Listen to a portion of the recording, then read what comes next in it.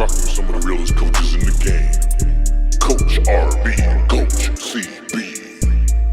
Area code 459.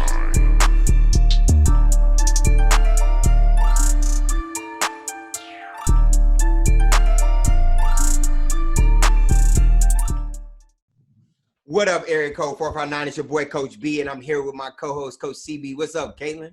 What's up, Coach? How you doing? Man, I'm good. I'm blessed, man. I have a special guest in the house tonight, but before we get to our special guest, we are introducing our third mini-series called For the Culture, covering the talk. We're going to watch a special video about the talk today before we get into our episode. Caitlin, run that video for me. Who said that? The lady at the store. That is not a compliment. It's an ugly, nasty word, and you are going to hear it. Nothing I can do about that. But you are not going to let that word hurt you. You got your ID? Yeah. Guess they stopped you. Yeah. Now, when you get pulled over... I'm a good driver. Okay? Baby, don't worry. This is not about you getting a ticket. This is about you not coming home. I'm gonna be okay. Right? Okay. You are not pretty for a black girl. You are beautiful, period. Okay? Don't ever forget that.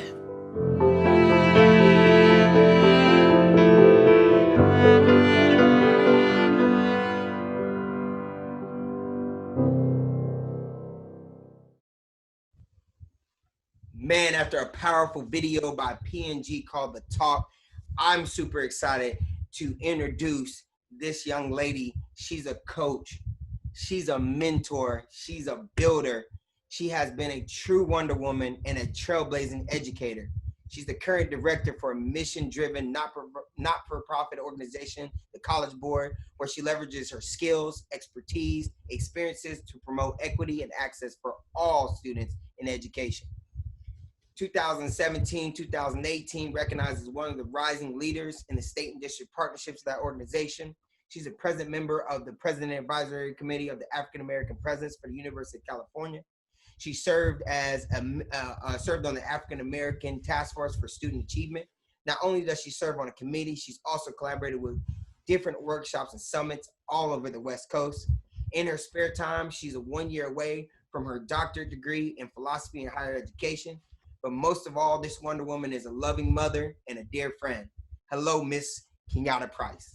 Wow, thank you. I appreciate that one. I hope I live up to it. Yeah, you will. Man, and today we just want to introduce our episode again. This is our first episode of our new mini-series For the Culture called The Talk.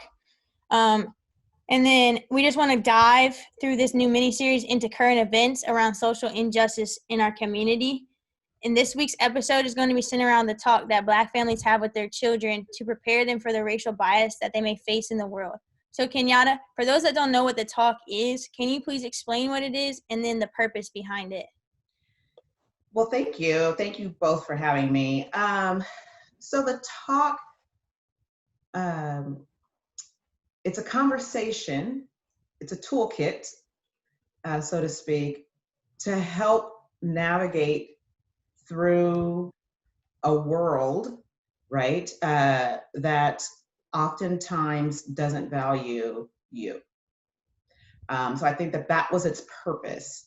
But it's interesting as we talk about the talk, because as I know the talk to be, like when most folks reference the talk, it's generally, the way that I take it, that talk that you have with a Black male about how to get home safely. If you're pulled over, you put your hands on the wheel, you let the officer know that what you're reaching for, you making sure your hands are visible at all times, you don't talk back. We've added, when you're driving, and especially late at night, you wear your college sweatshirts or have something with college paraphernalia within the car. All of these things to make non-Blacks feel less threatened. And the goal is to get home safely, right? To survive. But I think based on the video that you all just showed, the talk has kind of expanded, or we're just looking at it differently, right? So the talk could have been the song Wade in the Water, right? How do I navigate to freedom? What are the different routes that I could take? Where do I wait? It could have been the patch quilt that showed directions for the slaves, right? I think it's about leaving a legacy also. Just having that conversation, not just for survival. It's about empowerment. It's about success, or how to get to success. So I would argue that the talk looks different in different communities. But I would also argue that the talk is probably, it's probably within all cultures, but as we know it in America, it's survival. That's a good point, man, because I remember my first talk, was surrounded around survival. Like, hey, this is how you're going to survive in this society. I remember my grandfather used to tell me things like, Jeremiah 29:11, like, God has a plan for you, not to, harm or to hurt you, and then he would also tell me things like, move in silence so that your actions make the noise. You know what I mean? It's basically like, hey, like, this is what you need to survive. Yep. So I just explained my first talk. Can you tell us about your first talk experience when you were given, or one that you might have given your child? Yeah. So let's start with, my name is Kenyatta. I believe that was my parents' counter narrative, right? So I was born in the 70s, during a time where Black folks were taking pride in Africa and African heritage. So in essence, I was born into the talk. My mother gave me a name where she was adamant about how you pronounce the name. You make sure that they say it correctly. You make sure that folks don't shorten it, right? So what that does, it was a burden and a privilege, right? Especially because I was raised in white spaces. So in essence, it was creating character, embracing my culture, understanding that it was deeper than just me. And it also forced others to see me, right? And to acknowledge those things as well. So as far as a talk, I think it started way before me, before I could even understand it. So for me, it wasn't just one talk.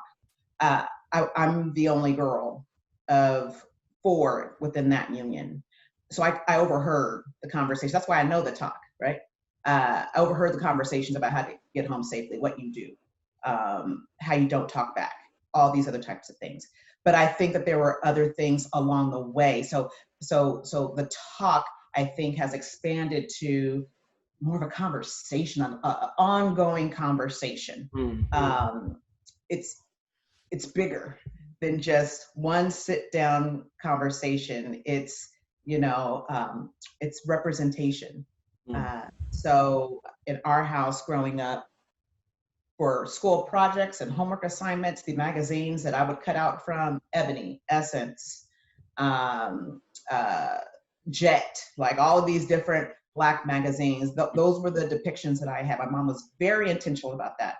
She didn't own, she said that she never owned a Black doll. So she made sure that I never owned a white one.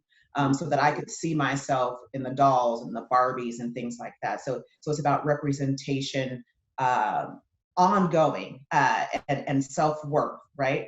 And so that was for me. And I think that those are things that are ongoing. And as situations presented themselves, I think it gave opportunities to have another conversation, right? As far as my little one, I think that I have a 10-year-old, brown skin, beautiful, melanated daughter. And for me, I think that's one issue that I have been very intentional about, is celebrating her the beauty of her skin, the texture of her hair. I'm so pleased that she was born in a time where African American women are embracing their natural hair. And so in our household, I was sharing with Robert early, the bigger the better. Let's make it big. Let's make a statement. We don't have to straighten our hair, because that was a thing for me. I didn't always have that. So it was, if you go to an interview, you straighten your hair, you take your braids out, you do this, that, and the other, so that you can look corporate, right? And so now she's born in a time where, no, we can embrace the way that our hair grows out of our scalp, which is crazy to think that we have to embrace that, right? And fortunately, and we've been so blessed, because of my job requires traveling, I've been able to take her with me. And so the talk for her is going to DC to the African American Museum, right? Where we can have a conversation, so she can engage all her senses about the Black experience. It's visiting King's grave in Atlanta and going to that museum and having conversation about racism and activism and what that all means. We had the blessing of being able to go to South Africa, where she learned about apartheid. She was sitting in Mandela's cell. She was able to visit the township and learn about dome passes and things like that. So using every opportunity to educate about why you're so unique and why you're so powerful, and why others hate that about you. We use that, or I try to, at least, to use that as an ongoing conversation with her. So it's not just one for me. And so she's aware. I remember in second grade, she came to me and said, Mommy, it's only two of us, two brown kids in the class.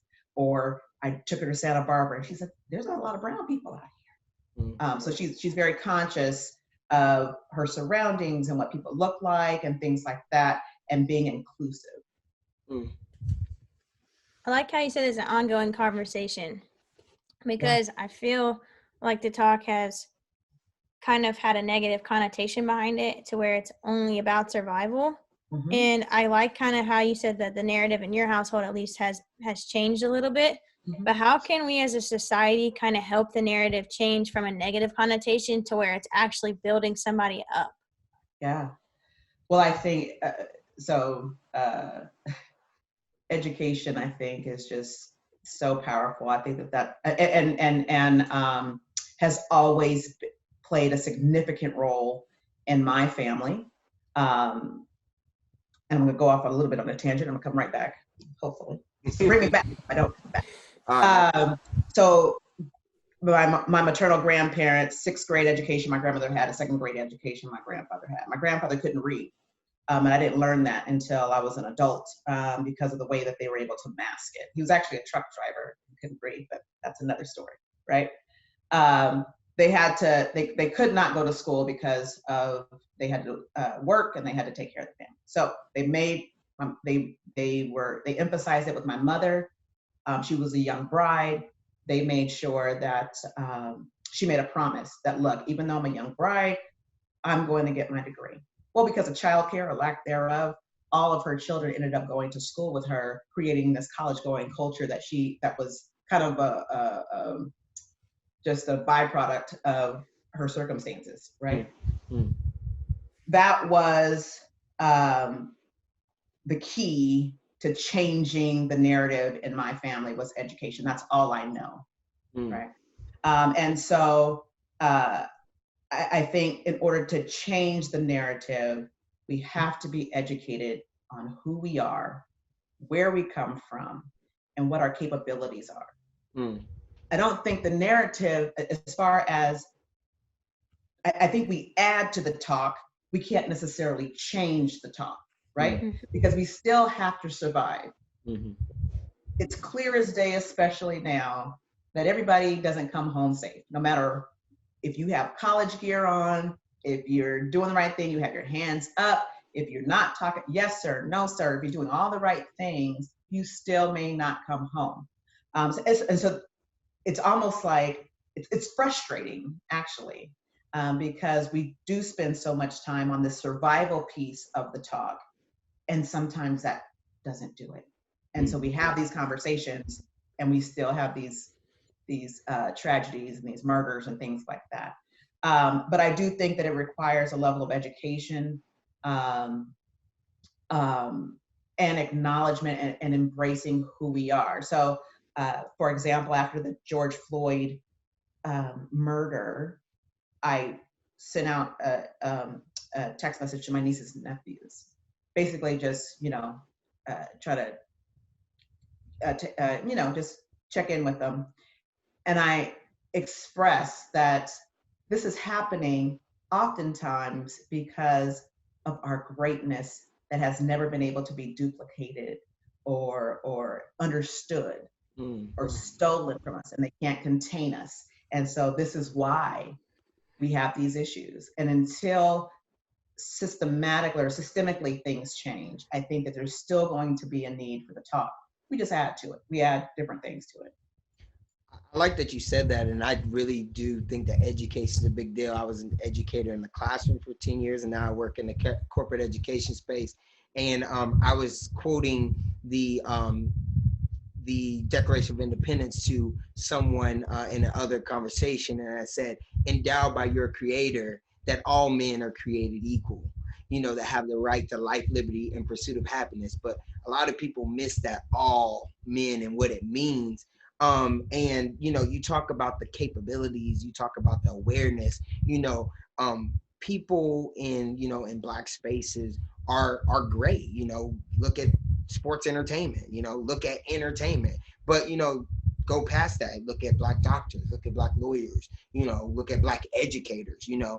Some of the top people that have ever graced this country have done some great things. Being an educator, do you think that students are still affected by this talk? And if so, how?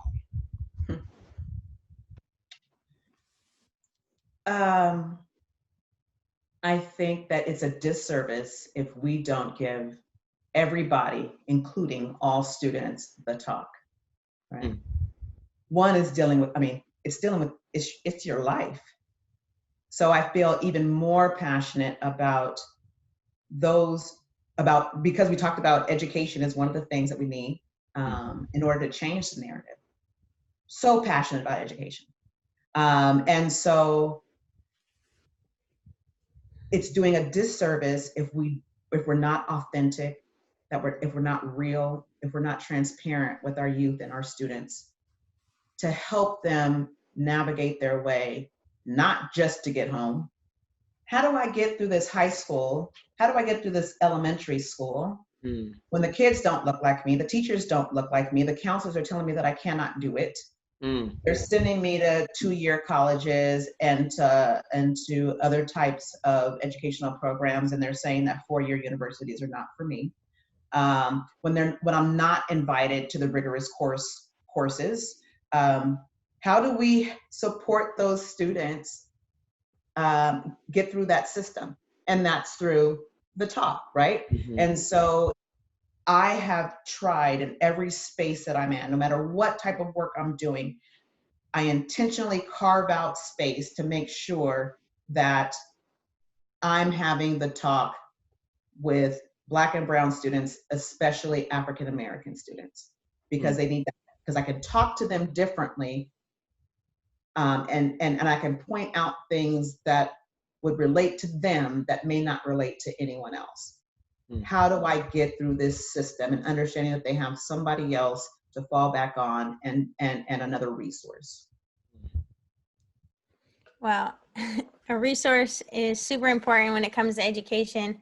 And I think a lot of times people miss that people are resources as well, because our experiences allows us to share wisdom and knowledge with people that they might not even not even ever experience or even get to know. And I think education is very important as well. Like, I'm pursuing a master's degree, and I feel like, thank you. And I feel like the more I know, the better off I'll be, especially in this topic. Like Coach B and I talk about this stuff all the time, because the more I'm made aware of it, the more conscious I can be. But a lot of times people unconsciously have biases, and it might not be placed in there by the home, but it's placed in there through society. And how do you think we can overcome the conscious or unconscious bias that has been directly or indirectly conditioned in our minds? again, we got to educate, Mm. right? Yeah. We got to understand how to even recognize those biases, especially the African American community. I believe that, I'll speak for myself. When you grow up in white spaces, especially, I think that you are desensitized to different things that are harmful. Okay. You have to be able to recognize that, to call it out, and to be able to educate, right? Lovingly. Because I also believe that there are some well-meaning non-Blacks that do harmful things without knowing. Mm. So I think that now, especially now during this climate, you see folks, at least within our job, you're seeing folks educate themselves, reading different things to learn about some of the things that they're doing without knowing that are extremely harmful for other folks. I was a co-presenter in Arizona. I was asked to be a co-presenter in Arizona. And my co-presenter, when it was her turn to present, moved right directly in front of me. More than once, where I had to physically move out of the way so that I could see more than her back, right? My existence did not matter. Now, she may not have recognized that she was doing it, but she was basically saying, the fact that you exist and the fact that I've asked you to come here and to co-present, you still need to get behind me, right? There's so many messages there that she probably, I'm giving her the benefit of the doubt that she didn't know, right? And I may not have picked up on it had I not been able to recognize that. So I think being able to recognize, educate yourself to be able to recognize those things so that you understand what's harmful for you, and then others understand what they're doing that's harmful. And I think that works both ways. So just because I'm African American and oppressed doesn't mean that I don't do the same thing, right? Mm-hmm. So I think a lot of this is about educating yourself and educating each other lovingly. Mm-hmm. I like that you use that word love. And when I think about this time right now, three words come to mind. Faith. I have faith that we will educate ourselves, that we will continue to grow as a society, that all men are created equal. I have hope. I have hope that we will all, come together and we will all do what is necessary to continue to, thrive, because this is a beautiful country. We have beautiful spaces here. Like you said, you take your daughter to DC, you take her to Atlanta. Those are one of the top cities in the world, and the last is love. And that's where our 459 culture has, that's where it starts. It starts at love, loving each other. 459 means ILY, means I love you. But it's crazy that I mentioned the faith, hope, and love, because the greatest of those is love. You know what I mean? God said it in the Bible in Corinthians, and it's like, we're doing this for the culture series because it's necessary. You know what I mean? And we see that as a community, and we want to touch on social justice and give voice to what the American culture should be, in communities of loving and communities of empowerment for each other. What advice would you give a person who was given the talk, but wants to use it instead of it being a negative, but wants to use it to empower his or her peers and to continue to love people who might continue to show hate? Yeah, I think it's a matter of being intentional. So I want to get your question right. So how do we use it to empower the oppressed, or how to embrace the oppressor? How do we embrace the oppressor? How do we continue to love that person that might still show hate? Yeah. Now that's a faith thing and a forgiveness thing. And oftentimes folks don't understand what forgiveness means, that it's for you and not for the other person, right? I can't say enough about educating yourself and understanding why folks do what they do. And I think that that's why I framed that text message to my nieces and nephews, because I want you to understand why folks feel the way that they do about you. So I want to go back to a point that you made, Robert, and you said that you were talking about the Declaration of Independence and how all men are created equal, but we don't necessarily embrace that. That's because they had to force a narrative that we weren't even human. Mm-hmm. So then we were ixnayed out of that category, right? Right. So, but why was that narrative created? Because of your they cannot contain your greatness, right? Like, why do folks hate on, like, this is the biggest form of the urban term hate on people, right? Mm-hmm. Like, I am so envious. I cannot figure you out. I want to be you so bad. You know what they're talking about? I think what the kids say now, or look, maybe it's not the kids, I'm dating myself, about they want your rhythms, but not your blues. Mm-hmm. Like, we have to understand why it is that folks feel that particular way about you, right? So, and I think that we also have to love ourselves, and loving ourselves, I think, also allows you to forgive others and to see others in a different light. There's a lot of I lean to my Christian beliefs. I don't know what others lean to who are not Christian, but I think believing that the world and this mission and your purpose is bigger than you, then I think that also allows you to see folks differently and see their errors, right? I remember with this when Trump got elected, and in the church, and I go to a predominantly Black church, and the preacher said, "We got to pray for Trump too." And everyone was like, "Wait, huh? Wait, what?" Like, the Bible talks about you praying for your enemies. He does.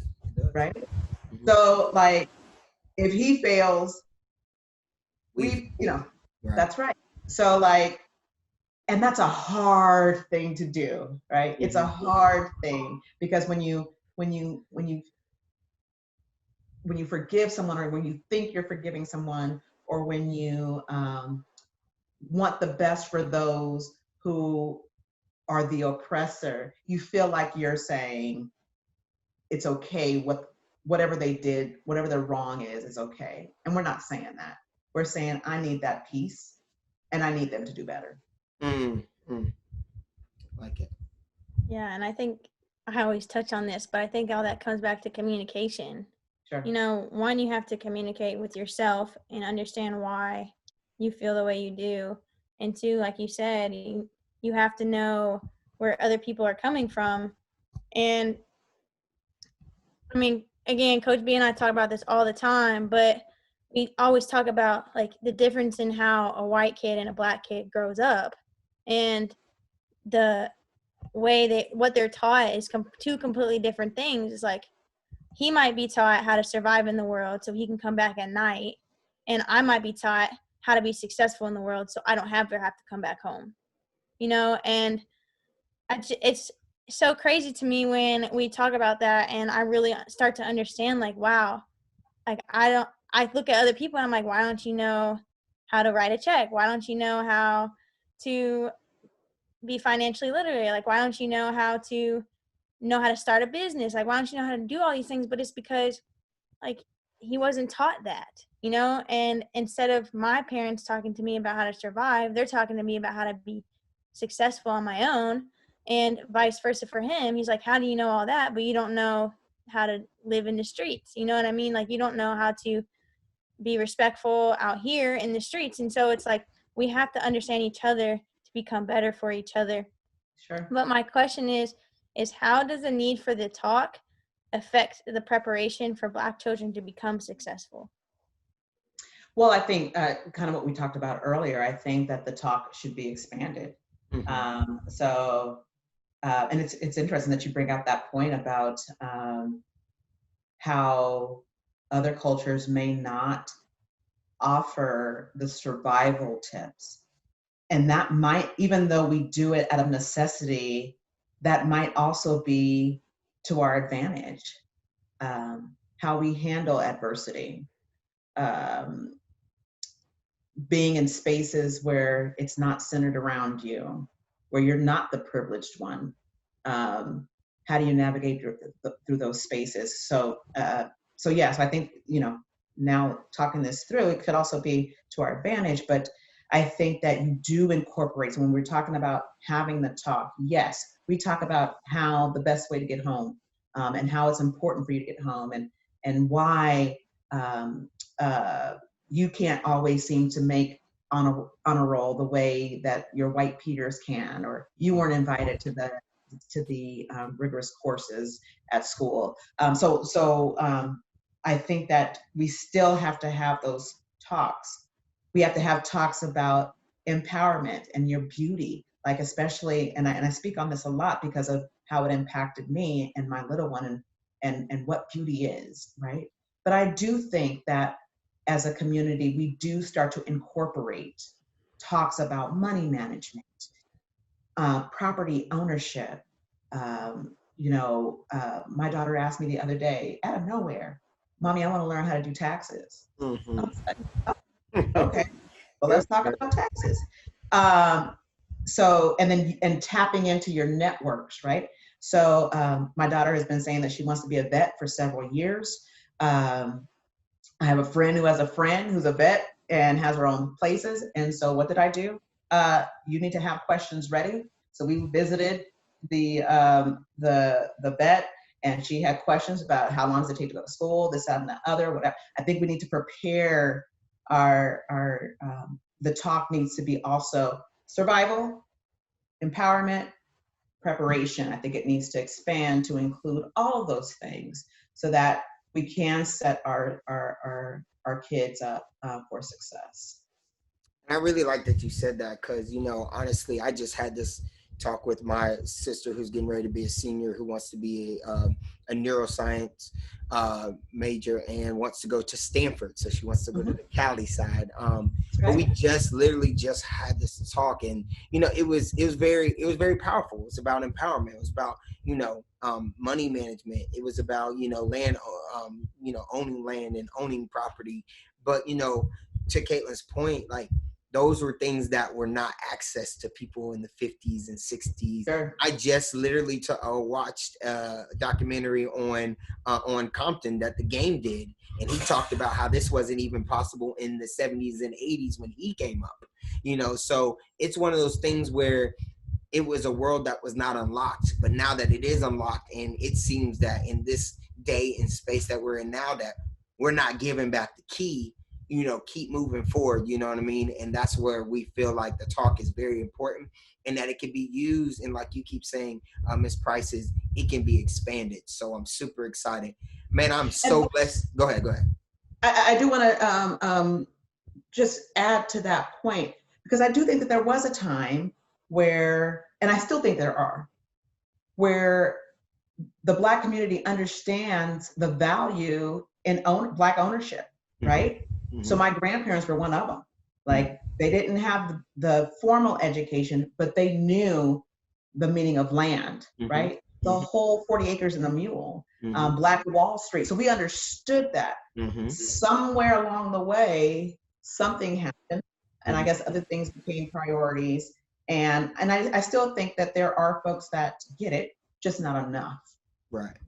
Yeah, and I agree with that too. Like you said, Black Wall Street in Tulsa, Oklahoma burned down in the 20s. You got Rosewood, Florida burned down in the 20s. Like, there are plenty of thriving Harlem, plenty of thriving Black communities that understand Black ownership, Black enterprise, but it just isn't enough. But like I said, now that we have that key, now that we've unlocked it again, I am so happy about this generation that's educating themselves and getting more acclimated to what's going on. But I also like the simple fact that we're using the talk as, not only can this be empowerment and expansion for Black it can also be the same thing for empowerment and expansion for whites too, because there are a lot of whites that want to stand alongside and partner with Black people. Sure. So once again, man, I'm super blessed to have you, Miss Kenyatta Price, man. We're so super excited. At the end of every episode, we huddle up. So we call this our huddle. And during our huddle, we basically just call the action on the day or what we've gone over. And we're just going to, throw a couple call to actions, just what we want our community to know or, something that we want them to expand upon. I'm going to let Caitlin start, then you can go, and then I'll finish up. Go ahead, Caitlin. One thing I took from this talk is educate yourself. And so my call to action would be for us as a culture and as a society to take 30 minutes every day and to learn and study the African American culture and then apply that when we go out and live and how we act around people. Go ahead, Ms. Price, you up. Oh, I'm up. Okay. So one thing. Yeah, one or two is fine. So I think, of course, education, key, so key. Where you've come from, where you are, who you are, whose you are, I think are important. I also think that service is important, participating and service. Before COVID, we would feed the homeless with my little one, where she saw people that looked like her, that were her age, that she's handing out food to other folks to humble yourself, right? And to also do something for somebody else. So I think that that's key too. Nice. Well, my call to action is, it's great service and educate. I want everyone to keep having the talk. Find somebody to talk to. But the thing about talking and the thing about conversations and thing about what Coach CB always talks about communication, it's a two-way street. You not only have to talk, but you have to listen. So when someone that you're going to find to have a conversation with, have the conversation about what's going on, stay current, keep educating yourself, just go out there and find someone to talk to. But as they're talking to you and expressing themselves to you, just sit back and listen. You don't have to agree, but sit back and listen, see where the communication breakdown is, or see where you can expound or get better at communicating. The reason why I say this, and Caitlin and I talk about this all the time, is when you have conversations with people, you spread the love culture and you continue to understand where that person comes from. So go out there, find one person to talk to, find one person to communicate with, and keep growing. We like to end our episodes with our mottos. Is there anything you like to tell you people when you get off of your presentations, Ms. Price? No, I mean it depends on the circumstances, but give us your best, like you go. Okay, so here's what I will say, and I love that you ended on a note of continuing having those conversations. I would add, we got to participate. We got to have action. You got to know to stand up for yourself and that that's okay. I think oftentimes in the Black community, we're told that children are to be seen, not heard. We don't enter adult conversations. You have a voice. We need to hear your voice and to be able to use it. So I think that participating, using all your gifts, tapping into your networks, I think is what we need to do after the conversation. Love it. Go ahead, Kevin. And y'all know, let's get 1% better every day. Right. Man, Ms. Price, we're so blessed to have you. Thank you for this having episode. me. But let's remember, let love be the frequency, and Coach B loves you. Peace.